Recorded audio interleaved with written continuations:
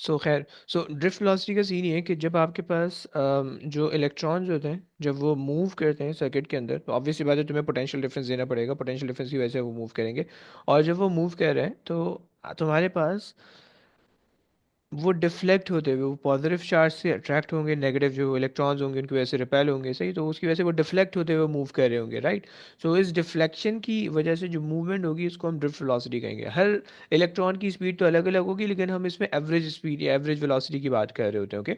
सो ये हमारे पास drift velocity का छोटा सा कॉन्सेप्ट आ गया, राइट। अच्छा, एक छोटी सी चीज़ बताता हूँ फिर उसके बाद आगे चलते हैं। देखो, आई जो है वो अगर तुम इस फार्मूला को रिलेट करो, इसी फार्मूला से नहीं, थोड़ा कभी कभार तंग करता है तुम्हें, तो इसलिए मैं इस फार्मूले पे थोड़ी लंबी कर रहा हूँ, सही है। अच्छा, अगर तुम इस फार्मूले को देखो तो हमने ये फार्मूला लिखा था, I is equals to NA/Q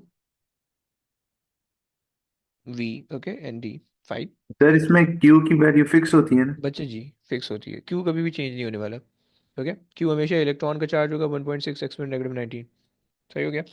अच्छा, अब देखो, अगर तुम्हारे पास दो वायर है और तुम दो वायर को सीरीज में कनेक्ट कर रहे हो, ओके। सो लेट से तुम्हारे पास जो है वो एक वायर ये आ गया, सही है, और तुम इसको कनेक्ट कर रहे हो सीरीज में किसी और वायर के साथ, ओके। ये एक वायर आ गई, ओके, एंड ये दूसरी वायर आ गई, सही है। हमने इन दोनों वायर को सीरीज में कनेक्ट कर दिया, सही है। अब देखो, दो केसेस हो सकते हैं, अगर जो सीरीज में कनेक्ट कर रहे हो तो दोनों सेम टाइप की वायर होंगी या अलग टाइप की वायर होंगी, राइट। मैंने तुम्हें बताया था कि एन जो है, पता नहीं बताया था नहीं बताया था, एन जो है वो चार्ज कैरियर है, मटेरियल स्पेसिफिक है, सही है, नहीं बताया हुआ, ओके, बता देता हूँ, सही है। यहाँ पे जो एन है ना, ये एन बेसिकली मटेरियल स्पेसिफिक है, ओके,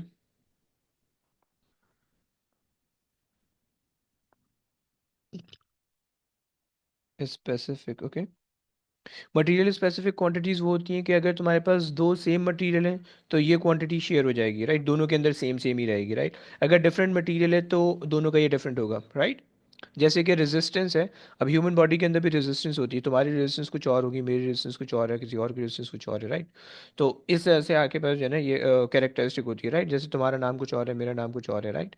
सो अब ये बॉडी की कैरेक्टरिस्टिक है, राइट। कुछ कैरेक्टरिस्टिक सबसे सेम होती हैं, जैसे भाई सब इंसान है, सबके बाल हैं, सही है, और मतलब कुछ जो जो एक इंसानियत है वो सबके अंदर कॉमन है, राइट। लेकिन हर किसी की स्पेशलिटी अलग अलग है, राइट। सिमिलरली जो मटेरियल कैरेक्टरिस्टिक्स हैं वो हमारे पास ये चीज़ होती है, सही। सो अगर तो आपके पास सेम सेम वो है, same type of material share the same n, okay. यानी अगर अगर मैं कह दूं कि भाई ये दोनों मटेरियल सेम है, सही, मैंने इनको सीरीज में कनेक्ट कर रखा है, सही है। ये मेरे पास दो वायर है, ओके, मैंने इन दो वायर को wire one and wire two, okay, मैंने इन दो वायर को सीरीज में कनेक्ट कर रखा है। So both wire will have same n, okay, same n, सही। अगर मैं कह रहा हूँ कि भाई दोनों सेम टाइप के मटेरियल हैं, राइट। तो अब देखो, इसके अंदर करंट भी सेम होगा, इनका क्रॉस सेक्शनल एरिया भी सेम होगा, इनके अंदर जो है ना वो आप कह लो कि आपके पास जो है ना वो ए आपके पास सेम है, सही है, सब कुछ सेम है, सही। लेकिन अगर दो डिफरेंट टाइप के वायर है, सही है, तो उसके अंदर तुम्हारे पास क्या होगा, अगर तुम्हारे पास यही केस है, सही है, अगर इससे पहला केस जो है, सेम वायर, सही है, सेम वायर के अंदर क्या होगा, INA/Q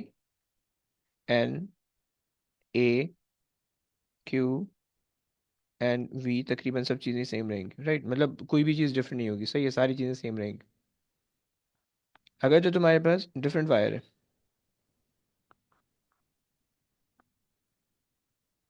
डिफरेंट वायर है, सही है, तो तुम्हारे पास उसके अंदर फिर करंट सेम रहेगा, ओके। उसके अंदर क्रॉस सेक्शनल एरिया तुम्हें सम वॉट सेम रखना पड़ेगा, बट क्रॉस सेक्शनल एरिया तुम्हारी चॉइस पे होता है, तुम उसको डिफरेंट भी कर सकते हो, ओके। सो ये बेसिकली ए तुम्हारी चॉइस पे होता है एंड क्यू तुम्हारे पास सेम रहेगा, सही है, ये तुम्हारे पास सेम रहेंगे, ओके। तो ये चीज़ें सेम रहेंगी, राइट। और जो एन होगा और जो ड्रिफ्ट वेलोसिटी होगी वो डिफरेंट होगी, ओके। ये तुम्हारे पास हो गया, सही हो गया।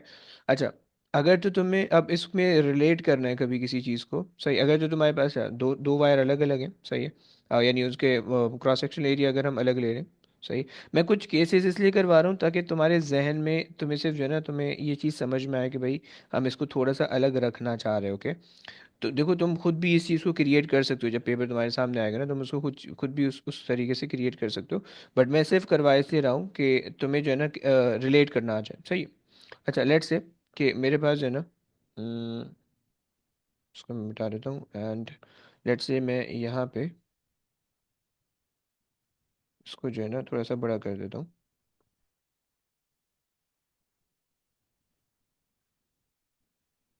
सही हो गया, ये मेरे पास हो गया थोड़ा बड़ा वायर, सही है। एंड मैंने इसको समहाउ कनेक्ट कर दिया इससे,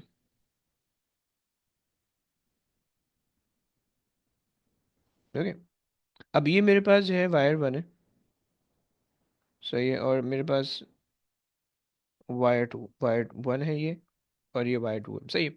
अब अगेन तुम्हें पता है कि भाई तुम्हारे पास जो है तुम्हारे पास लेट्स से हम मान लेते हैं कि भाई दोनों वायर के अंदर जो है ना वो करंट अलग, दोनों वायर के अंदर जो है ना अलग अलग टाइप के दोनों वायर है, सही है। सो हम कह रहे हैं कि भाई डिफरेंट टाइप के वायर है, सही। डिफरेंट टाइप के वायर है, सही हो गया। सर एक मिनट ऊपर जाना, सेम वायर पर। ओके, आ गया। सर सेम वायर, सब सेम है। सब कुछ सेम है उसमें, तो खैर कोई डिफरेंस भाई, एक ही वायर को आपने दो जगह कनेक्ट किया हुआ है, कोई कोई डिफरेंस नहीं है, राइट। अच्छा, अब अगर यहाँ पे आपके पास है, सही है, सो यहाँ पे अगर आपके पास दो different wire, cross section area different, अब सीरीज के अंदर कनेक्ट किया हुआ है, करंट सेम रहेगा, I remains the same, okay, q remains the same, सही है। डिफरेंट डिफरेंट टाइप के वायर है तो एन डिफरेंट हो जाएगा, सही है। एन डिफरेंट होगा, वी डिफरेंट होगा, सही हो गया। एंड आपके पास और क्या चीज़ डिफरेंट हो सकती है, ए डिफरेंट है, ओके, सही। अब ये जो डिफरेंट डिफरेंट है ना, तो तुम्हें इसको रिलेट करना आना चाहिए आपस में, राइट। यानी जैसे कि अब अगर तुम पहली वाली वायर के लिए इक्वेशन लिखोगे, so I is equals to n one v, sorry n a one q, q same रहेगा, वी तुम्हारे पास वी वन आ गया, राइट। सेकेंड वाले के लिए लिखोगे I is equals to n two a two q and v two, right. अब तुम्हें मैं सिर्फ इक्वेशन एक दो बनाना सिखा रहा हूँ, क्योंकि बार बार इसका रिलेट करवाता है पेपर में, राइट, बहुत दफ़ा रिलेट करवाएगा, तुम्हारी ज़िंदगी अजाब होगी, राइट। सो मैं सिर्फ तुम्हें बनाना सिखा रहा हूँ, right. You can equate I and I together, क्योंकि करंट हमारे पास सेम है, राइट। तो एग्जाम में जो भी वो आती है तुम्हें उस हिसाब से रिलेट करना होगा। मैं सिर्फ एक चीज़ बता के फिर मैं क्वेश्चन पे जब जाऊँगा तो वहाँ से फिर मैंने तुम्हें बताना है, ओके। सो यहाँ पे हमारे पास आ जाएगा n one a one, v one is equals to n two a two and v two, right. क्यू अगर तुम लाओगे तो क्यू क्यू कैंसिल हो जाएंगे, राइट। सो ये तुम्हारे पास जो है ना इस केस के अंदर ये रिलेशन बन रहा है, राइट। तो इसी तरह से दो चीज़ों का रिलेशन भी होता है, तीन चीज़ों का भी रिलेशन होता है, वो क्वेश्चन के अंदर देख के तुम्हें पता चल जाएगा, ओके। तो खैर मैं इसको आगे नहीं छेड़ता हूँ, तुम्हें अगर ये चीज़ समझ में आ गई देन फाइन, नहीं समझ में आई है तो जब क्वेश्चन के सिनेरियो से हम रिलेट करेंगे तो इंशाल्लाह क्लियर हो जाएगी, ओके। तो खैर चलो बस यहाँ से आगे चलते हैं। अच्छा, इसके बाद जो है मुझे ज़रा एक मिनट देख लेने दो कि हमने ये वाली क्वांटिटी कर ली है, करंट हो गया, वोल्टेज हमने करना है, रेजिस्टेंस, रेजिस्टिविटी, नंबर डेंसिटी हो गई, राइट। ये तीन क्वांटिटी, उसके बाद क्वेश्चन पे जाएंगे, ओके। सर ये डिफरेंट वायर पर जाना, एक मिनट मतलब, हम्म। एक मिनट। इससे ऊपर वाली। क्या कर रहे हो? सर लिख रहा हूँ। अरे यार कसम से, तुम कब से लिखने लगे भाई? अच्छा जी, आ जाओ, आगे आ जाओ। देखो सीन ये है, अब यहाँ से आगे हमने देखना है पोटेंशियल डिफरेंस, राइट। देखो मुजम्मिल आया हुआ है, मुजम्मिल मुजम्मिल भाई लिख रहा है ना, मुजम्मिल तू लिख रहा है भाई? मुजम्मिल सिर्फ सुन रहे हो या लिख रहे हो? इन्ना लिल्लाहि व इन्ना इलैहि राजिऊन पढ़ लो भाई, एक दफ़ा सूरत अल फातिहा, तीन दफ़ा सूरत अल इखलास पढ़ के बख्श दे। सर ये जो डिफरेंट वायर आपने जो दो लिए, दोनों के बीच में फर्क क्या है, पहली और दूसरी में? एक बड़ी एक क्रॉस छोटी सेक्शनल है, ये एरिया वाली फिर से फ़र्क है, क्रॉस सेक्शनल एरिया फ़र्क है बस। तो उसकी वजह से सेम और डिफरेंट क्या होता है? मतलब जो क्वांटिटीज़ हैं वो कुछ क्वांटिटी सेम रहेंगी, कुछ क्वांटिटी डिफरेंट हो जाएंगी। ओके, ये ओके ये ओके। सेम है, ये सेम रहेगा, ये डिफरेंट हो जाएगा। सही है। सर हम अगर सेम वाले को क्रॉस कैंसिल कर सेक्शन एरिया सकते हैं। डिफरेंट? एक मिनट, एक इब्राहिम बोलो पहले, क्या बोलो। सर ये जो दूसरी वाली है बस क्रॉस सेक्शन एरिया की वजह से है हाँ जी, हाँ जी। डिफरेंट। ओके। जी, राफी क्या बोल रहे हो, आप बोलो प्लीज़। तो मैं कह रहा था जब दो चीज़ें सेम होती हैं उनको कैंसिल कर सकते हैं। यस, सही है, वो अच्छा। मैं भी करके दिखाऊंगा क्वेश्चन में। Okay, don't worry. अच्छा जी, आ जाओ। अब देखो यहाँ से आगे हमने करंट, चार्ज और करंट की बात कर ली। ओके, वोल्टेज की बात करते हैं। सही है। अच्छा, वोल्टेज के अंदर हम ये कह रहे होते हैं कि वोल्टेज कह लो या पोटेंशियल डिफरेंस कह लो। सही है। सो अगर तुम जनरल वोल्टेज की बात करो, देखो हमने करंट, हमने कहा था पहले, हमने कहा था कि भाई चार्ज है हमारे पास। ओके, चार्ज, और फिर हमने उन चार्ज की मोशन को कहा कि करंट है, राइट। लेकिन अगर कोई चीज़ मूव कर रही है तो उसकी मूव होने के लिए एनर्जी भी तुम्हें रिक्वायर्ड है, राइट। तो वो जो एनर्जी है वो तुम्हारे पास जो है वोल्टेज है। ओके, सही हो गया। तुम इस तरह से एज्यूम कर लो कि भाई बहुत सारे लोग हैं। सही है, बहुत सारे लोग हैं और वो एक बड़ी सी फील्ड के अंदर है। सही है। और उनको जो है ना हमने एक बैकपैक दिया हुआ है जिसके अंदर जो है ना कुछ एनर्जी ड्रिंक्स वगैरह है। सही है। और हमने उनको कहा है कि भाई मतलब लेट्स से समझो वो 100 मीटर की रेस के अंदर है और हमने उसके अंदर ना ऑब्स्टिकल्स रखे हुए हैं बहुत सारे, राइट। मतलब लेट्स से आपके पास जो है ना ये एक बड़ा सा ट्रैक है। let me change the color। ये एक बड़ा सा ट्रैक है। Okay, and we have lots of people right here. Okay, they are standing and they are waiting कि जो है ना इनको कहा जाए start, so they start running. Okay, ये 100 मीटर की रेस है, या तुम कह लो कि 100 किलोमीटर्स की रेस है, बहुत ज़्यादा बड़ी है। ओके, मतलब इसमें आपको बहुत बहुत बड़ा सा एक बैकपैक दिया गया है जिसके अंदर एनर्जी ड्रिंक्स है, थोड़ा बहुत जो है ना सप्लीमेंट्स वगैरह हैं जो आप खा के आप दौड़ सकते हो। ओके, या 10 किलोमीटर की रेस ले लो। सही है। अच्छा, अब सीन ये है कि मैं बीच में जो है ना 10 किलोमीटर, सही है, बीच में कोई ना कोई ऑब्स्टिकल भी आए हुए हैं। सही है, यहाँ पे मैंने कोई ऑब्स्टिकल रखा भाई, यहाँ पे कोई ऑब्स्टिकल है, यहाँ पे कोई ऑब्स्टिकल है, इधर कोई ऑब्स्टिकल है, ऑब्स्टिकल है। सही है। अच्छा, अब अभी initially they are not moving, right. जब मैंने इनके कहा कि भाई स्टार्ट, सही है, सो इन्होंने मूव किया, इन्होंने जो है ना ऑब्स्टिकल को ओवरकम किया, ओवरकम किया, ओवरकम किया, और ये यहाँ पे पहुंच गए, राइट, एंडिंग पे। सही है। तो और इन्होंने जो है ना अपने बैकपैक से कुछ ना कुछ एनर्जी ड्रिंक या कोई सप्लीमेंट्स वगैरह यूटिलाइज किया, राइट। सो अब ये जो बंदे खड़े हुए हैं दे are actually like a charge. Okay, and when they start moving from from their starting point toward the ending point, so ये बेसिकली करंट बन गया, राइट, क्योंकि अगर चार्जेस मूव करना शुरू कर दें तो वो करंट बन जाता है। Okay, so they are actually current. Okay, and they are utilizing the energy, the source of energy that we give them, right. जो बैकपैक से वो निकाल के ले रहे थे, and that is the potential difference. Okay, and that is the energy, that is the voltage. Okay, जो ये कंज्यूम कर रहे हैं। ओके, एंड ये जो बीच बीच में हमने ऑब्स्टिकल्स लगाए हुए हैं, ये बेसिकली हमारे पास क्या है, ये हमारे पास है रेजिस्टेंस। Okay, resistance, right. तो ये इसी तरह से यहाँ से यहाँ तक जब वो पहुंचेंगे तो बेसिकली हम ये कहेंगे कि करंट फ्लो हो गया, राइट। तो क्या ये बात क्लियर है, क्या ये एग्जाम्पल सेंस बनाती है? बस ये हमने देखना है पूरे ना। आ जाओ। सो अब यहाँ पे जो है अगर हम वोल्टेज की बात करें, सही है, सो वोल्टेज हम कहते हैं कि भाई it is basically the work done, it is the work done per unit charge in moving a charge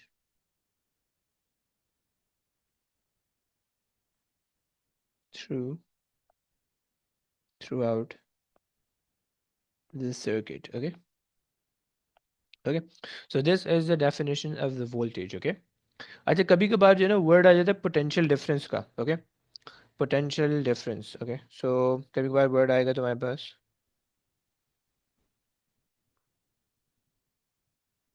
potential difference का।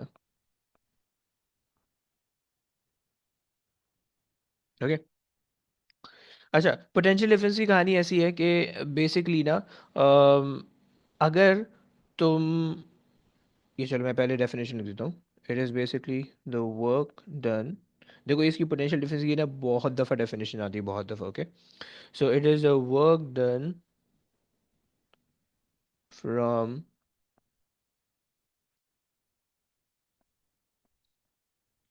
electrical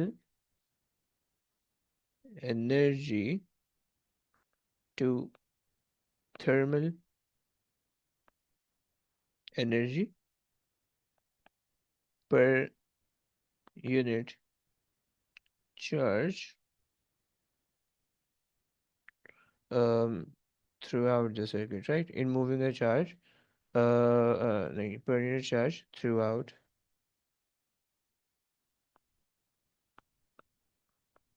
the circuit. Okay, ये बात हो गई दूसरी, राइट? पोटेंशियल डिफरेंस की बात हो गई, सही है। अच्छा, क्या मतलब है? देखो, let's assume that you have a component right here, you have a component right here, एक इलेक्ट्रिकल कंपोनेंट है, तुम इसको रेजिस्टर कह लो, कुछ भी कह लो, राइट? Component, okay. ये मेरे पास कंपोनेंट है, सही है। मैंने जो है ना, मैंने पोटेंशियल डिफरेंस क्रिएट कर दिया। पोटेंशियल डिफरेंस का क्या मतलब होता है? पोटेंशियल जब भी आता है ना, पोटेंशियल का मतलब पोजीशन होता है बेसिकली। ओके, तुम किसी भी चीज़ में पोजिशनल डिफरेंस क्रिएट करोगे ना, तो वहाँ पे पोटेंशियल डिफरेंस आ जाता है। ओके, अब देखो, ग्रेविटेशनल पोटेंशियल एनर्जी तुम कहते हो, तो इससे क्या मतलब होता है कि बेसिकली आप ग्रेविटेशनल फील्ड के अंदर अपनी पोजीशन चेंज कर रहे हो, इस वजह से एनर्जी स्टोर हो रही है आपकी बॉडी के अंदर, राइट? इलास्टिक पोटेंशियल एनर्जी कहते हो, इससे क्या मतलब है कि इलास्टिक मीडियम के अंदर आप अपनी पोजीशन चेंज कर रहे हो, यानी ऑब्जेक्ट को स्ट्रेच या कंप्रेस कर रहे हो, तो उसकी वजह से एनर्जी स्टोर हो रही है, राइट? सिमिलरली अगर हम इलेक्ट्रिक पोटेंशियल डिफरेंस की बात करें, तो इसका मतलब है कि हम इलेक्ट्रिक मीडियम के अंदर एनर्जी का डिफरेंस क्रिएट कर रहे हैं, राइट? यानी कहीं पे हम हाई पोटेंशियल अप्लाई करें, कहीं पे हाई एनर्जी अप्लाई करें, कहीं पे लो एनर्जी अप्लाई कर रहे हैं, राइट? सो मैंने लेट्स से यहाँ पे जो है ना, यहाँ पे मैंने पोटेंशियल, यहाँ पे मैंने हाई पोटेंशियल अप्लाई किया, हाई पोटेंशियल, ओके, एंड यहाँ पे मैंने लो पोटेंशियल अप्लाई किया, राइट?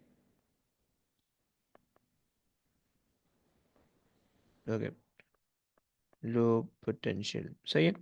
तो अब क्या होगा कि जब आपने हाई पोटेंशियल और लो पोटेंशियल अप्लाई किया, तो चार्जेस जो है वो हाई से लो की तरफ मूव करेंगे, राइट? नेचर, कुदरत का एक रूल है, अल्लाह ताला ने एक रूल बनाया है कि भाई कोई भी चीज़ जो फ्लो करती है, नेचुरल फ्लो ये है कि वो हमेशा हाई से लो की तरफ फ्लो करती है। पानी हमेशा ऊपर से नीचे की तरफ बहता है, नीचे से ऊपर की तरफ नहीं बहता। ओके, तो जो भी नेचुरल फ्लो है, okay? जो आर्टिफिशियल फ्लो है, तुम्हें पानी ऊपर, लाइक, तो अगर जो वाटर टैंक्स होते हैं घरों में, सही, पानी आपने ऊपर वो करना होता है, पंप करना होता है, तो उसके लिए आप वो लगाते हो, वाटर पम्प्स लगाते हो, राइट? कि जो पानी आपको ऊपर भेजता है, राइट? वो नेचुरल नहीं होता, आर्टिफिशियल होता है, राइट? सिमिलरली फ्रिज है, तो मैं खाना, खाना बेसिकली क्या हो जाता है, खाना को आप वो क्या कह सकते हैं हम, सिस्टम के अंदर से वो एनर्जी निकालता है, राइट? जो रेफ्रिजरेटर है, गर्म खाना आप फ्रिज के अंदर रखोगे, वो ठंडा कर देगा, राइट? एक्चुअली ऐसा नहीं होता, एक्चुअली ऐसा होता है कि ठंडा खाना अगर आप रखोगे तो वो गर्म हो जाता है सराउंडिंग के अंदर, राइट? तो ये सिंपल सा कॉन्सेप्ट है, सही हो गया? सो नेचुरल फ्लो जो है वो हमेशा जो है ना, हायर पोटेंशियल लेवल से लोअर पोटेंशियल लेवल की तरफ होता है। ओके, सो इलेक्ट्रॉन जो है वो यहाँ से इधर फ्लो करना शुरू कर देंगे, राइट? ये इलेक्ट्रॉन की मूवमेंट हो जाएगी, राइट? सही। सो और ये तुम्हारे पास वर्क डन किस फॉर्म में होगा, इसको प्लीज़ जहन में रखना, ये बहुत इंपॉर्टेंट चीज़ है, सही है? कि तुम्हारे पास ये जो वर्क डन होगा फ्रॉम इलेक्ट्रिकल एनर्जी, सही है, टू थर्मल। ओके, अब देखो, थर्मल सिर्फ तब होगा जब रेजिस्टर होगा। ओके, अगर लेट से तुम्हारे पास कोई एलईडी है, लाइट एमिटिंग डायोड है, तो इलेक्ट्रिकल एनर्जी से तुम्हारे पास जो वर्क डन हो जाएगा, किसके अंदर होगा? लाइट के अंदर होगा, राइट? अगर लेट से तुम्हारे पास वो है, स्पीकर लगा हुआ है, राइट? तो स्पीकर के अंदर जो वर्क डन होगा वो कहाँ से कहाँ पे होगा? वो वर्क डन तुम्हारे पास होगा इलेक्ट्रिकल एनर्जी से साउंड के अंदर, राइट? सो इसको, इसके बजाय ना, थर्मल एनर्जी के बजाय मैं इसको टेप करके, थर्मल एनर्जी अगर तुमने लिख लिया फाइन, कोई मसला नहीं है, उसमें भी काम चल जाएगा, लेकिन मैं उसको टेप करके इसकी जगह पे मैं लिख रहा हूँ, सही है? इसकी जगह पे मैं लिख रहा हूँ other forms. Okay, other form के अंदर सारी की सारी आ जाएंगी, राइट? सो यहाँ पे मैं लिख देता हूँ work done from electrical energy to other forms, right, per unit charge throughout the circuit, right? Throughout the circuit लिखना जरूरी है, ओके? कंप्लीट सर्किट नहीं होगा तो काम नहीं चलेगा। सही हो गया। अच्छा प्लीज़ याद रखना, प्लीज़ याद रखना, जो पोटेंशियल डिफरेंस का वर्ड है वो हम सिर्फ और सिर्फ कंपोनेंट्स के लिए इस्तेमाल करते हैं, राइट। कोई रेजिस्टर तुमने सर्किट के अंदर लगा रखा है, तो उसके अक्रॉस तुम बोलोगे कितना पोटेंशियल डिफरेंस है, तो बता देंगे भाई ओके 5.2 है, वो कोई भी रैंडम वैल्यू बता देगा, राइट। सो इसी तरह से तुम्हारे पास थर्मिस्टर लगा हुआ है तो उसके अक्रॉस पोटेंशियल डिफरेंस होगा, ओके। इसी तरह से तुम्हारे पास जो है वो कोई और कंपोनेंट लगा हुआ है, डायोड लगा हुआ है, लाइट इमिटिंग डायोड लगा हुआ है, उनके अक्रॉस किसी भी कंपोनेंट के अक्रॉस जो है वो पोटेंशियल डिफरेंस होगा, सही है। सो तुम्हारे पास इसको याद रखने के लिए इसकी एक चीज़ ज़रूरी है कि potential difference will always across a specific component, okay. So potential, sir बोलिए। मतलब कि voltage is across battery only and then potential difference is across components only. Actually no, basically potential difference तो आपने सही बताया, राइट। वोल्टेज हमारे पास ना एक जनरलाइज टर्म है, राइट।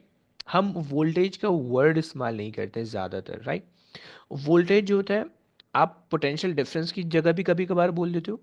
वोल्टेज जो है वो आप कभी कभार ईएमएफ की जगह पे भी बोल देते हो, कभी कभार और दूसरी जगहों पे भी बोल देते हो, राइट। लेकिन वोल्टेज जो है वो एक प्रिसाइज वर्ड नहीं है, जनरल टर्म है, ओके। जैसे हम जो है ना मर्द और औरत दोनों के लिए हम इंसान का वर्ड इस्तेमाल कर लेते हैं, राइट। तो वो एक प्रिसाइज नहीं, एक जनरलाइज हमने टर्म कह दी है, राइट। लेकिन अगर तो आप स्पेसिफिकली बात कर रहे हो किसी कंपोनेंट के अक्रॉस, आप बोलोगे पोटेंशियल डिफरेंस कितना है, तो आप ये कह दोगे, राइट। अगर कोई ये कह रहा है कि इसके अक्रॉस कितना वोल्टेज है, तो वो सही कह रहा है, कोई मसला नहीं है, बट वो प्रिसाइज नहीं कह रहा, वो मतलब वो फिजिक्स से वाकिफ नहीं है, कि उसको नहीं पता है कि पोटेंशियल डिफरेंस बेसिकली वोल्टेज के अक्रॉस होता है, ओके। सॉरी, बट कंपोनेंट के अक्रॉस होता है, ओके। इज दैट क्लियर है ना? Yes, sir. Perfect. Okay, so potential difference will always be across the component, okay. अच्छा जी, ये बात हो गई। अच्छा, अब इसके अंदर ना एक और वर्ड आता है, सही है। बस तुम्हें डेफिनेशन याद होनी चाहिए। देखो वो पोटेंशियल डिफरेंस की ना डेफिनेशन इस तरह से पूछता है पेपर के अंदर, वो बोलते हैं कि भाई define in term of energy transfer the potential difference, okay. तो तुम्हें हमेशा लाजमी तुम्हें ना ये एनर्जी एनर्जी ट्रांसफॉर्मेशन को लिखना होगा, right. Electrical energy to other forms, ये हमेशा लिखना होगा, ओके। जब भी पोटेंशियल डिफरेंस आता है, क्योंकि पोटेंशियल डिफरेंस वोल्टेज से और ईएमएफ से डिफरेंशिएट होता ही इस की वजह से, ओके। चलो आगे आ जाओ। अच्छा सर आखिरी ये चीज, कॉपी करने दें। कर ले भाई कर ले। अरे यार तू भी लिख रहा है भाई, घर का ये काम आपने खत्म क्या हुआ? हम्म।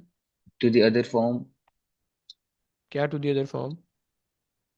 आपने क्या वो हाईलाइट किया? कुछ भी नहीं हाईलाइट किया भाई, बस ये लिखना जरूरी है। तुम सो गए थे बीच में। हो गया। अरे क्या बात है यार, चलो शुक्र है। तो भाई अब रेगुलर क्लास ले रहे हो फिर? इंशाल्लाह। चलो बेहतरीन है। ईएमएफ। अच्छा जी, अब देखो एक और वर्ड हम इस्तेमाल कर रहे होते हैं, ईएमएफ, ओके। सो ईएमएफ का क्या मतलब है? ईएमएफ की फुल फॉर्म तुम लोग को पता है? ईएमएफ की फुल फॉर्म तुम लोग को पता है कि भाई हम कहते हैं कि इलेक्ट्रो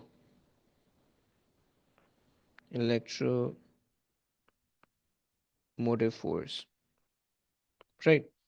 और हमें टीचर बताते हैं कि एक्चुअली में ये कोई फोर्स नहीं है, लेकिन फोर्स होती है, सही है, हमें बताया नहीं जाता, सही है।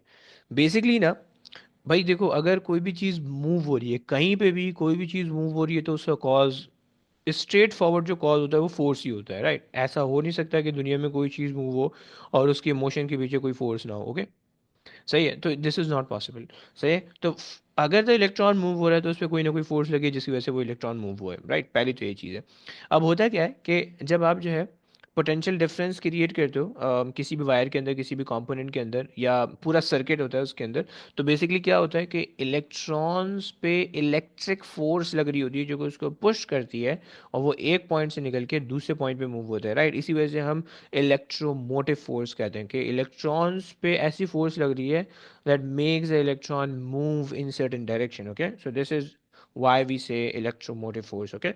लेकिन ये जो इलेक्ट्रोमोटिव फोर्स है हम इसको एक्चुअली फोर्स के अंदर या न्यूटन्स के अंदर नहीं मेजर करते हैं, बल्कि हम इसको जो है ना हमने इसको जो है इसका जो यूनिट लिया हुआ है वो हमने डिफरेंट यूनिट लिया हुआ है, that is the volts actually, right, जिस तरह से हम वोल्टेज को नाप रहे हैं, राइट। सो बेसिकली अगर कॉन्सेप्ट तुम देखो इसका डिटेल में जाके, so it is actually related to the force, लेकिन हम इसको मेजरमेंट की जब बात आती है तो हम इसको वोल्ट्स के अंदर नाप रहे होते हैं, okay.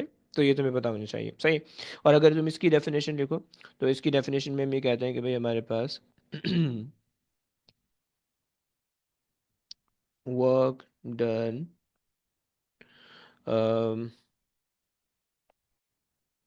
from chemical to electrical energy per unit charge throughout the circuit, okay। अच्छा, याद रखना कि ये जो ईएमएफ है ये हमेशा हमेशा बैटरी के अक्रॉस होगी, ओके। जैनब समझ रही हो ना? जैनब आपने पहले बोला था। Yes, sir. So EMF will always be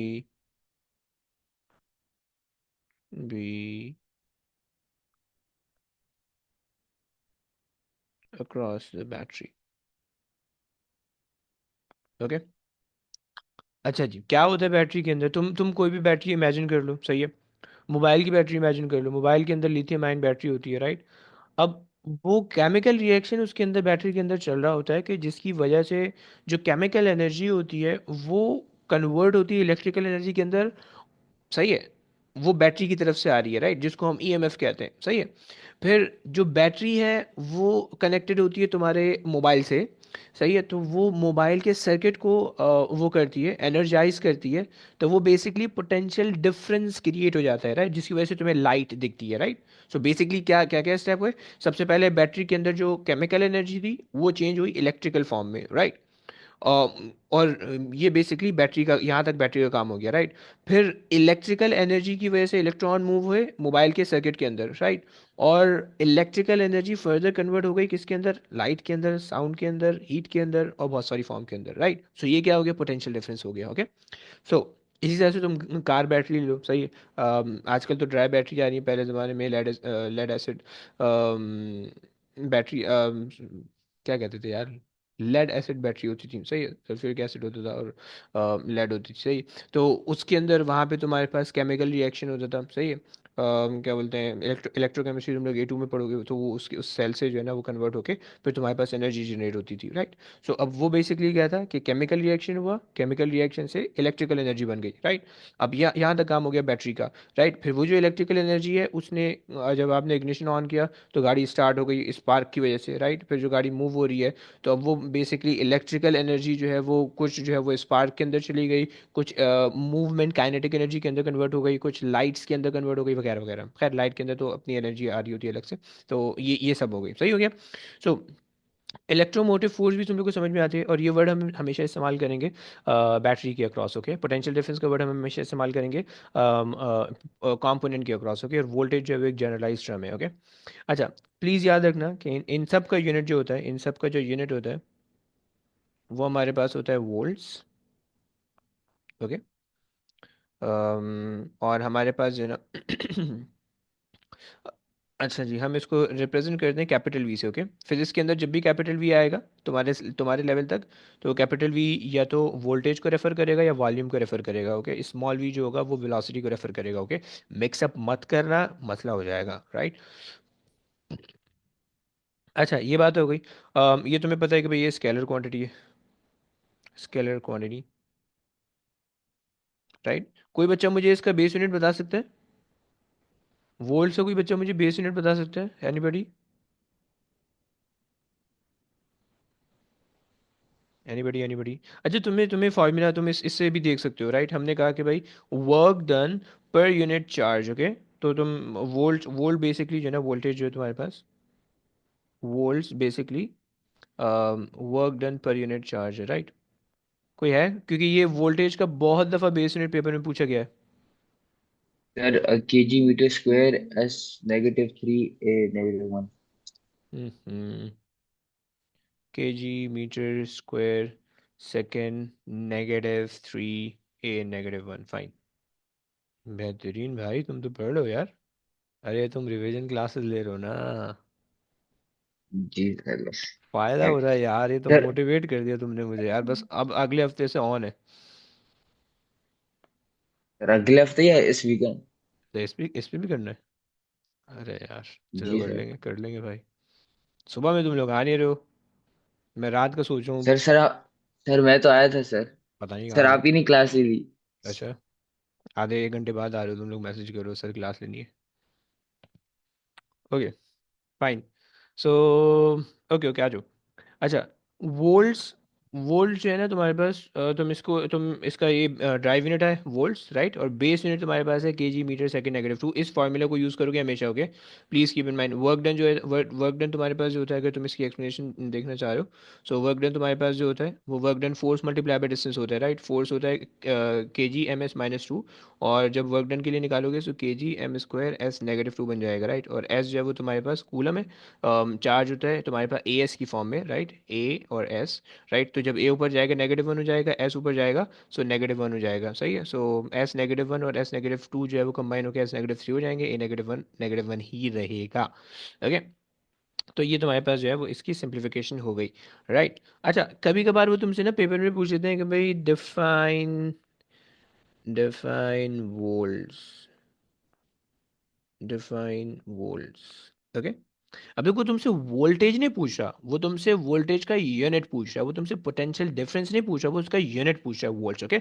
so you have to define it in term of the units as well, okay. तो वोल्टेज या वोल्टेज का जो यूनिट है वो वोल्ट्स है, और वोल्ट्स किसके बराबर है? वर्क डन ओवर चार्ज के, राइट। या वोल्ट किसके बराबर है? वर्क डन तुम्हारे पास मेजर होता है जूल्स के अंदर, और चार्ज मेजर होता है कूलम के अंदर, right. Always right joules, joules per coulomb, okay.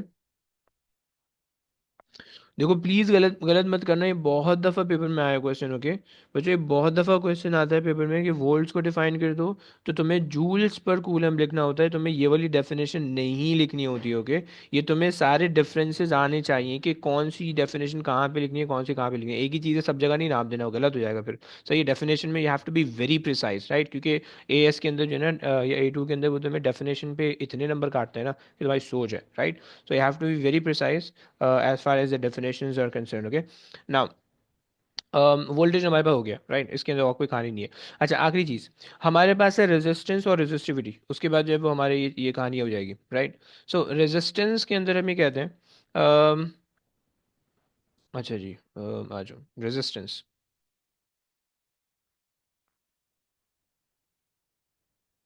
देखो सीन ये है कि हमने ये बात की अभी, मैंने जो एक एक नॉर्मल सिनेरियो बनाया कि भाई अगर एक चार्ज है, तुम उस चार्ज को मूव करना शुरू कर दो, करंट बन जाएगा, राइट। मूव करने के लिए जिस चीज़ की तुम्हें हेल्प चाहिए दैट इज़ पोटेंशियल डिफरेंस और ईएमएफ, राइट। अब जब वो मूव होगा तो ऑब्वियस सी बात है कि उसके उसके पाथ में कोई रेजिस्टेंस है, इसी वजह से तुम्हें हेल्प चाहिए, राइट। अगर रेजिस्टेंस नहीं होती तो तुम्हें हेल्प की ज़रूरत ही नहीं पड़ती, राइट। अगर तुम्हारा सारा काम लेटे लेटे ही हो जाता है, तुम्हें चलने फिरने की जरूरत ही नहीं पड़ती, राइट। तो ये इसका मतलब है, राइट। सो रेजिस्टेंस बेसिकली क्या है? वो तुम्हारी जो है ना सर्किट के अंदर ऑपोजिशन है, राइट। देखो, तुम लोगों में से किसी ने शॉर्ट सर्किट का नाम सुना होगा, सही है। अब यहाँ पे कराची वाले गए शॉर्ट सर्किट, सर्किट शॉर्ट हो गया, राइट। वो अजीब से लफ्ज़ है। शॉर्ट सर्किट का तुमने वर्ड सुना होगा, राइट। तो ये शॉर्ट सर्किट तब होता है कि जब तुम्हारा दो टर्मिनल के बीच में रेजिस्टेंस खत्म हो जाए, राइट। जब रेजिस्टेंस खत्म हो जाती है तो करंट को कोई चीज़ रेजिस्ट करने वाली नहीं होती, तो मैक्सिमम करंट फ्लो कर जाता है, आग लग जाती है, ओके। मैं लगा के दिखाऊंगा, सही है, नेक्स्ट क्लासेस में। तो फिर तुम्हें समझ में आ जाएगा इंशाल्लाह। अच्छा, सो रेजिस्टेंस हमारे पास जो है ना, हम ये कहते हैं रेजिस्टेंस के अंदर कि भाई it is opposition in the flow of charges, सही है। एंड ये आपके पास जो है रेजिस्टेंस होती है, सही है। अच्छा, रेजिस्टेंस वैसे तो हर दुनिया में जितने कंपोनेंट है ना, जितने इलेक्ट्रिकल कंपोनेंट है, उनकी कोई ना कोई रेजिस्टेंस होती है। ओके, सही है। Every component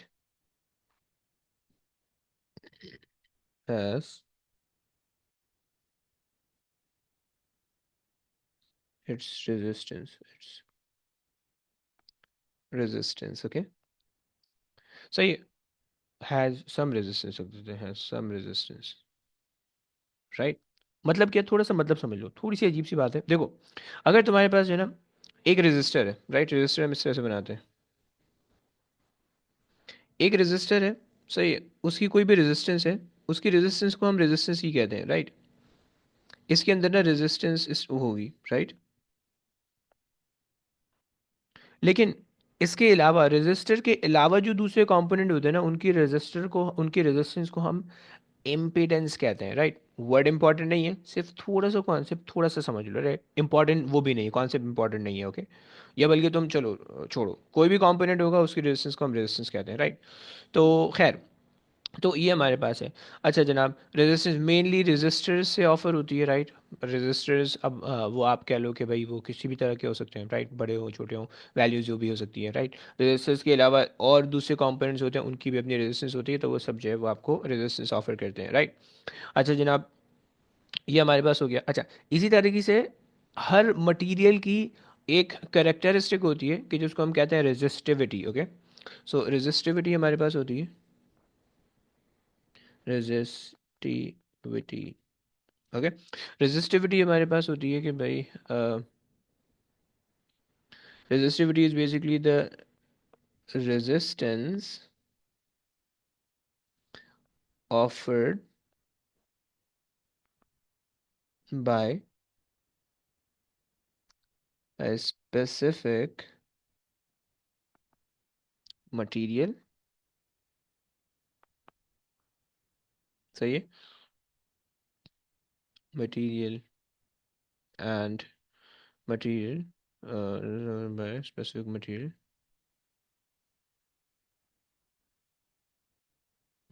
in a unit length, सही हो गया। ये तुम्हारे पास जो है रेजिस्टिविटी की कहानी है, राइट। अब देखो, रेजिस्टेंस का तो हम ये मेजर नहीं कर रहे कि भाई एक मीटर के अंदर, 2 मीटर के अंदर कितनी है, 3 मीटर के अंदर कितनी है, 5 में कितनी है, हम ये मेजर नहीं कर रहे, राइट। लेकिन अगर रेजिस्टिविटी जो है वो हमें ये बताती है कि भाई 1 मीटर के अंदर कितनी है, ये बता दो बस। रेजिस्टिविटी हमें ये बताती है, राइट। रेजिस्टेंस के लिए हम कुछ नहीं कहते, लेकिन रेजिस्टिविटी के अंदर हम ये कहते हैं कि भाई इसकी 1 मीटर के अंदर कितनी है, राइट। और फिर अगर आपके पास कम है, कम डिस्टेंस है, तो उसके अंदर कितनी होगी, आप क्रॉस मल्टीप्लिकेशन करके निकाल लोगे, राइट। अच्छा जी, अब अगर आपके पास रेजिस्टेंस है, राइट, तो रेजिस्टेंस के लिए तुम जो फॉर्मूला लिखते हो, सही है, वो ओम्स लॉ होता है बेसिकली, ओके। सो यहाँ पे सबसे पहले ओम्स लॉ लिख लेते हैं। Ohm's law, right. Ohm's law हम कहते हैं कि भाई वोल्टेज या potential difference is directly proportional to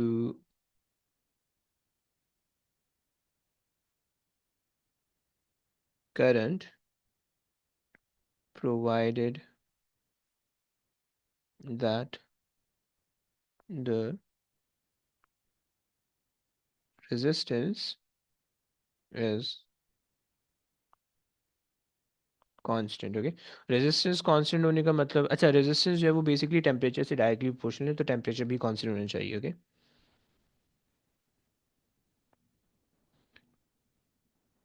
temperature should be constant, okay. यानी टेम्परेचर कांस्टेंट होगा तो फिर तो रेजिस्टेंस कांस्टेंट होगी, टेम्परेचर कांस्टेंट नहीं होगा तो रेजिस्टेंस कांस्टेंट नहीं होगी, राइट। एंड अगर तुम इसका फार्मूला लिखो तो हम कहते हैं V is equals to I R, okay. And इससे अच्छा, यहाँ पे मैंने आर रेजिस्टेंस की हमने यूनिट की बात नहीं की थी, so unit of R is basically ohms, okay. अच्छा, कोई मुझे इसका ड्राइव बेस यूनिट बता सकता है? Ohms, okay. ये मेरे पास जो है इसका ड्राइव यूनिट है, ओके। ड्राइव यूनिट बोले तो साइंटिस्ट के नाम पे रखा हुआ है, सही है। लेकिन इसका जो एक्चुअल जो ड्राइव यूनिट होना चाहिए था वो वोल्ट्स पर एम्प होना चाहिए था, ओके। ये भी मैं इसको लिखवाता हूँ, डेफिनेशन आती है, सही है, ओम्स है, राइट। अच्छा, इसका जो बेस यूनिट है, बेस यूनिट तुम्हारे पास होगा KG metre square second -2 ampere -2, okay. ठीक है, तुमने सिर्फ वोल्टेज के अंदर जो है ना, अगर तुम यहाँ से सब्जेक्ट बनाओ, अगर तुम इसकी एक्सप्लेनेशन देखना चाह रहे हो, so V over I is equals to R, right. V तुम ऊपर निकाल चुके हो, वी तुम्हारे पास यहाँ पे आया है के जी मीटर स्क्वायर सेकेंड -3 ए -2, ओके। सो तुम यहाँ पे वोल्टेज के लिए रख दो। वोल्टेज हमने निकाला था kg metre square second -2 A -1, and यहाँ पे तुम डिवाइड में लगा दो, सिर्फ करंट आ रहा है, करंट इज एम्पियर, राइट। सो जब एम्पियर ऊपर जाएगा सो एम्पियर बिकम -2, तो तुम्हारे पास ये -2 आ जाएगा, राइट। बच्चों समझ पा रहे हो, राफी समझ रहे हो, जैनब समझ रहे हो? जी जी sir. Okay, very good. Now, तो ये तुम्हारे पास आ गया इसका यूनिट, बेस यूनिट और ड्राइव यूनिट, ये पेपर में आता है, बी केयरफुल। देखो याद रखना एक छोटी सी चीज़, जब भी वोल्टेज आएगा, वोल्टेज के लिए कभी भी V equals to I R का फार्मूला मत इस्तेमाल करना, फंस जाओगे, ओके। अगर वोल्टेज का बेस यूनिट बोलता है you have to use this formula, okay. और अगर रेजिस्टेंस का बेस यूनिट बोलता है then you have to use this formula, okay. सही हो गया। So be careful. तो अगर रेजिस्टेंस के लिए कह रहा है तुमसे, तो V equals to I R use करो, वहाँ पे फिर वोल्टेज के लिए तुम वो ऊपर वाला फॉर्मूला यूज़ करोगे, यानी voltage equals to work done पर यूनिट चार्ज, ओके। और फिर तुम्हारे पास ये चीज़ आएगी, राइट। अच्छा, and this is the scalar quantity, scalar quantity, sorry,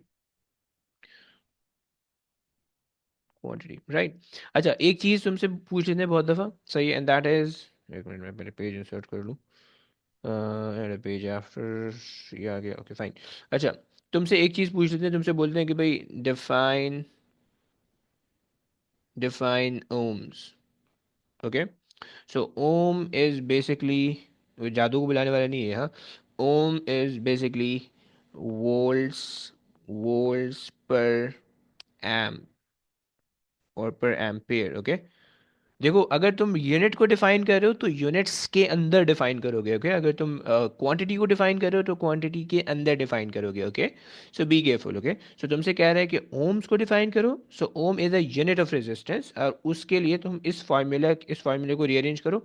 ये रीअरेंज किया तुमने, वी ओवर आई बन गया। अब वी का जो भी यूनिट है और आई का जो भी यूनिट है उसके अंदर तुम्हारे पास ये फार्मूला आना चाहिए, ओके। बी केयरफुल, एक नंबर की डेफिनेशन आती है, खामा खाई का नंबर ज़ाया होता है, ओके।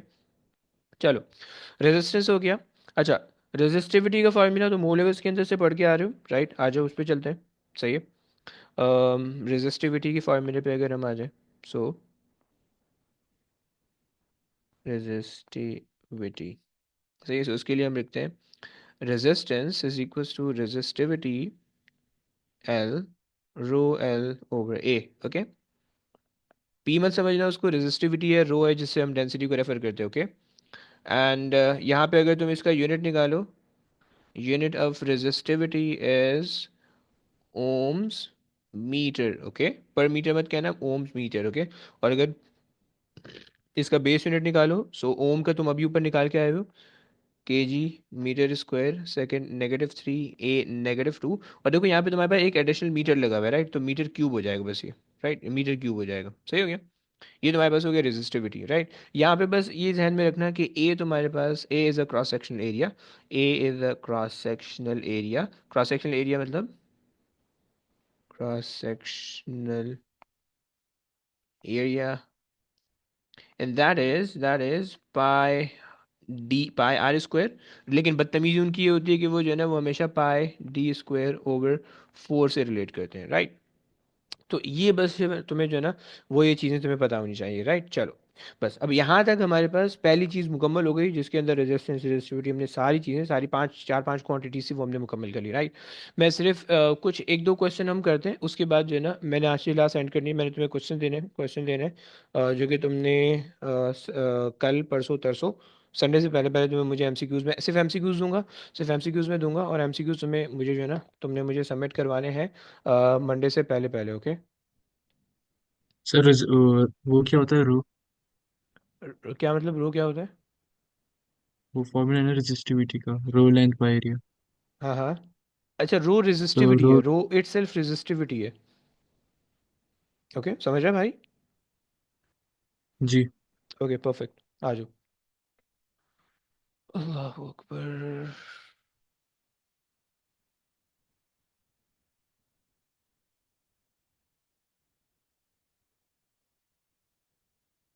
आ जाओ भाई। ज़रा रीड कर लो प्लीज़, ईशा रीड कर लोगी please.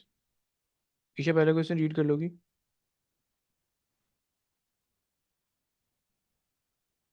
Are you? The wire resistance 9.55 ohms has a diameter of 0.280. It is made of metal resistivity 4.90 into 10 to the power minus 7 ohm meter. What is the length of the wire? Perfect bro, So formula वही क्या? resistivity का formula लगाएंगे. Okay, रो L over ए, सही हो गया। हमें निकालना है लेंथ ऑफ द वायर ना, सो हम कर देते हैं R A over rho is equals to L. Okay. Resistance हमें दे रखी है 9.55। ब्रो डायमीटर दे रखा है, क्या करें? Sir, pi d square करेंगे.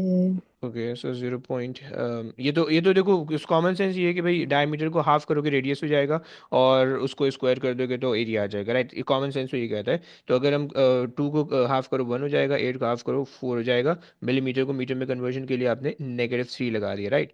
सो ये आ गया, आर बन गया, राइट? देखो आसान तरीका, अगर तुम्हारी कॉमन सेंस चल रहा है तो डायमीटर को पहले रेडियस में कन्वर्ट कर लो, सही है? वो तुम्हारे पास हो जाएगा 0.14 मिलीमीटर, ओके। और फिर उसको फार्मूला के अंदर यूज़ कर लो, राइट? या तुम्हें अगर पाई डी स्क्वायर ओवर 4 करना है तो वो भी कर सकते हो, ओके। मैं तुम्हारी आसानी के लिए ये वाली चीज़ कर दी, मैंने अलग से आर निकाली और मैंने उसको फार्मूला में पुट कर दिया, okay. And then resistivity 4.9 exponent -7 निकाल दोगे प्लीज़?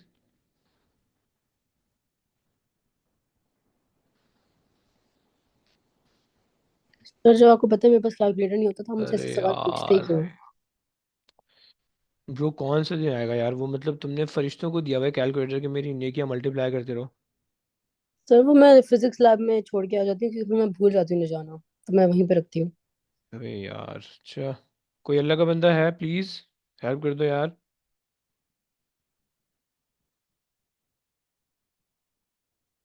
कोई हेल्प करने के लिए तैयार नहीं है यार। 1.20। अरे यार, बस तुम्हारी इसी चीज़ जो है, तुम इसी चीज़ की कमी पूरी कर दे दो। 1.20। जी सर, वो हाँ। आंसर की देखिए, कैलकुलेटर मेरे पास भी नहीं। अरे वो तो मेरे को भी पता है, अबे कैलकुलेट कर लो यार, गलत होगा। चलो खैर, मान लिया। आओ, मुझे सिर्फ कैलकुलेशन सिखानी है। हम्म, ये रीड कर लो भाई, कौन रीड करेगा? अब मुबीन कर ले please.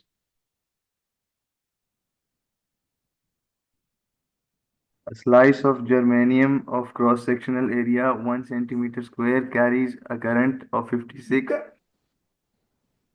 The number density of charge carriers in the germanium is 2.0 exponent 13 centimeter. Each charge carrier.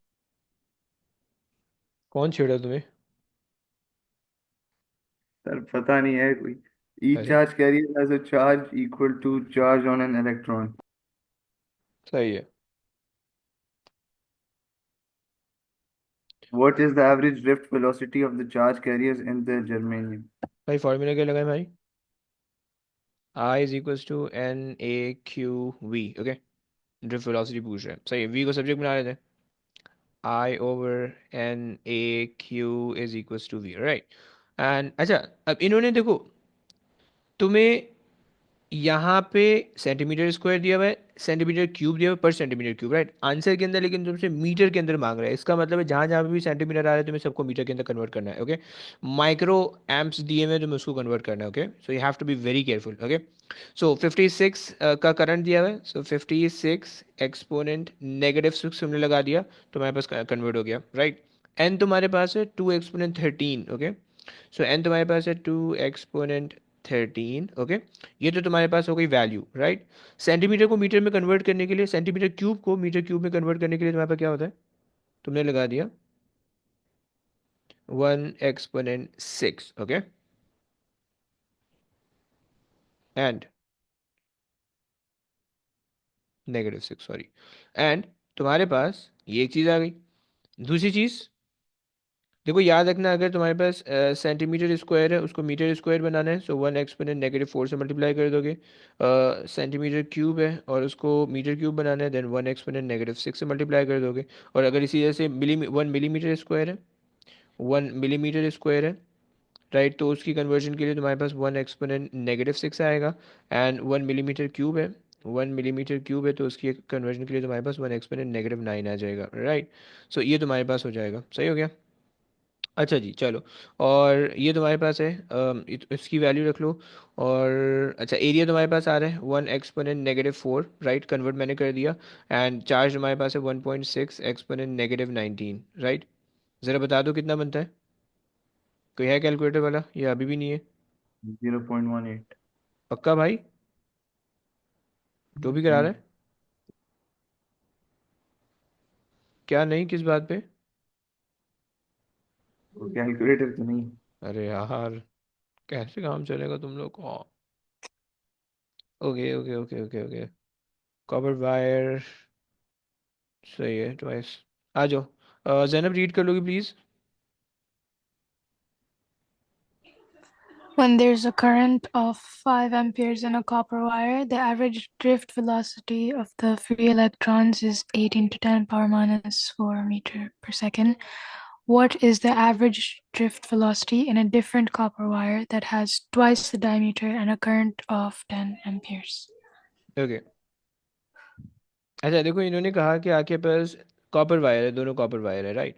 उन्होंने कहा different copper wire, material same है, उन्होंने डायमेंशन चेंज की हुए हैं, इस वजह से वो डिफरेंट कह रहे हैं, राइट। तो ज़रा मुझे बता सकते हो कि अगर वो दोनों कॉपर वायर हैं तो इसमें कौन सी एक चीज़ सेम होगी, ये दो चीज़ें कौन सी सेम होंगी? Material same है तो फिर मटेरियल सेम है, हाँ, तो मटेरियल सेम होने की वजह से एन सेम हो जाएगा, सही है, दोनों के अंदर एन सेम होगा। N और I भी सेम होगा। आई नहीं, चेंज कर रखा है उन्होंने आई। देखो आई सेम तब Oh, होता कि जब अगर सीरीज के अंदर अगर आप कनेक्ट करो, यहाँ पे इन्होंने सीरीज के अंदर कनेक्शन का नहीं बताया हुआ कुछ, ओके, सही हो गया। सो एन सेम है, सही है। देखो मैंने जो तो चीज़ें वहाँ पे drift बताई थी, velocity सेम होगी ना? ड्रिफ्ट वेलोसिटी तो निकालनी है। दूसरी चीज़ चार्ज सेम होगा, Q, Q, okay, fine, clear हुआ, क्लियर हुआ। Yes. देखो क्वेश्चन के अंदर सारी चीज़ें मेंशन होंगी कि क्या चीज़ें सेम होने वाली है, क्या चीज़ें डिफरेंट होने वाली है। मैंने जो क्लास में तुम लोग को बताया है वो सिर्फ एक या दो सिनेरियो लेके मैंने बताया, ओके, इसके अलावा हर सिनेरियो में मत लगा देना उसको, वरना गलत हो जाएगा वो, ओके। तो अब यहाँ पे अब हम अगर इसको रिलेट करें, so I is equals to n a q v d, okay.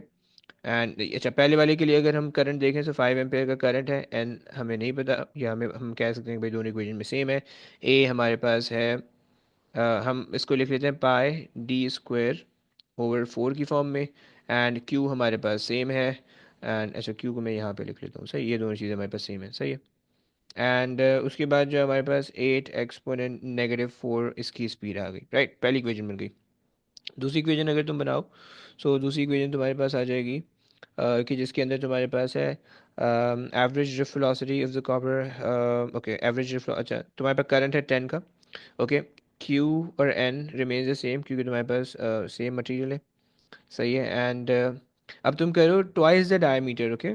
So pi just D square हो जाएगा, राइट, क्योंकि तुम्हारे पास अगर तुम ट्वाइस द डायमीटर कर रहे हो और फिर जब तुम इसको स्क्वायर करके जब तुम स्क्वायर करोगे से टू कैंसिल हो जाएगा, राइट। एक टू तो ट्वाइस का आ रहा है क्योंकि इन्होंने टू किया हुआ है, और दूसरा वाला जो टू आ रहा है वो डायमीटर की रेडियस को रेडियस बनाने के लिए हम डिवाइड बाई टू करोगे।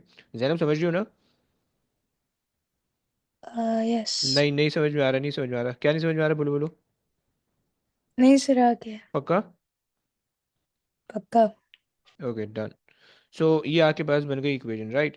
अच्छा जनाब, सो अगर हम इसको यहाँ से टू टू को ज़रा हटा दें, सो हमारे पास ये बन जाएगी, राइट। तो अब अगर आप देख लो कि भाई दोनों इक्वेशन के अंदर हम अगर रिलेट करना चाहें, यहाँ से हम बना लेते हैं 10 ओवर,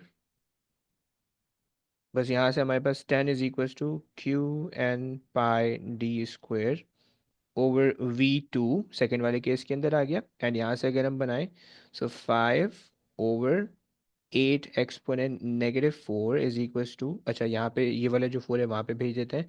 सो ये हो जाएगा 5 4 ज़ा 20, राइट। एंड ये हो जाएगा Q N pi D square, right. दोनों इक्वेशन से हमने एक ही चीज़ को सब्जेक्ट बना ली, राइट। अब दोनों को इक्वेट कर देते हैं, सही है। सो जब हमने दोनों को इक्वेट किया, सो हमारे पास ये बन जाएगा 10/v2 is equals to 20/8 exponent -4।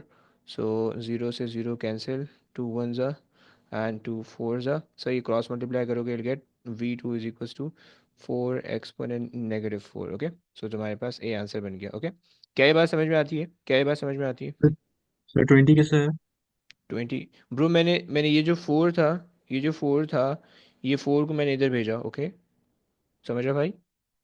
समझ गया। बस ये किया मैंने, सही है। अच्छा देखो, तुमसे कह रहा है what is equivalent to 1 volts. Okay, so volt तुम्हारे पास होता है जूल्स पर कूलम, राइट? अच्छा जनाब, और बस करते हैं, बस करते हैं, बस करते हैं, एक मिनट। रेसिस्टिविटी, सर एक सेकंड के दूसरे क्वेश्चन पे जाएंगे। कौन से वाले? जो अभी किए। ये वाले पे?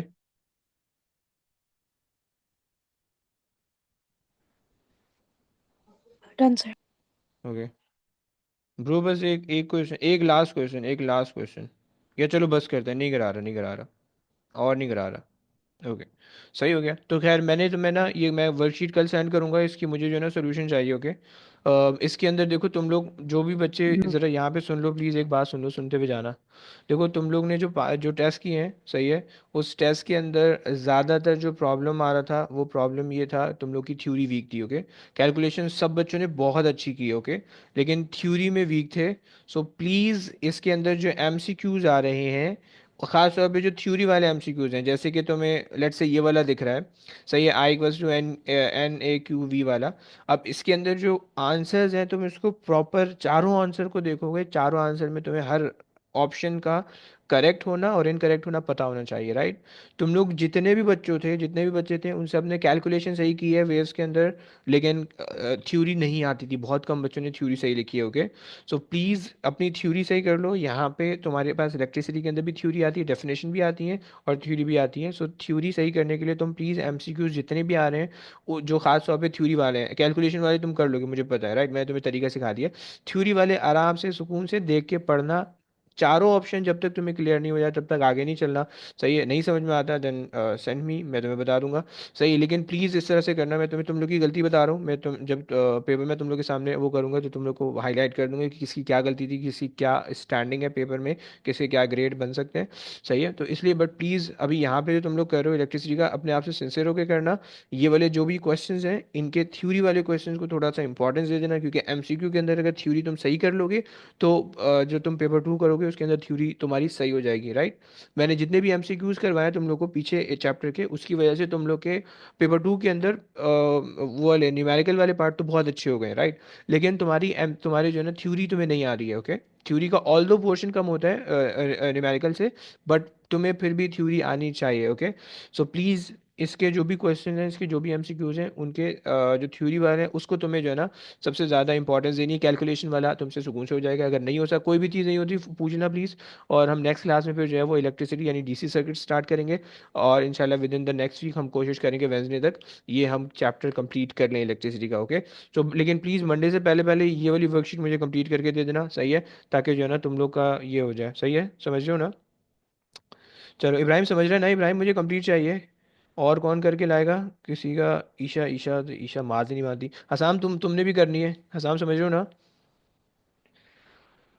जी। तो ये जो जिन जिन के नाम ले रहा हूँ ना, इन्होंने भी करनी है, और जो नए वाले बच्चे हैं इन्होंने भी करनी है। ओके, खास तौर पे सही हो गया। खंसा तुमने भी करनी है। खंसा तुम्हारी थ्योरी बहुत वीक है। खंसा सुन रही हो ना? जी सर। सही है, थ्योरी वाले एमसीक्यूज मुझे लाजमी चाहिए खंसा, हाँ, कोई टोपी नहीं होनी चाहिए। ओके, जी। ओके, चले। ओके गाइस, टेक केयर बच्चों, अल्लाह हाफिज़। अल्लाह हाफिज़ सर। हाफिज़ अल्लाह हाफिज़ हाफिज़ सर। हाफिज़।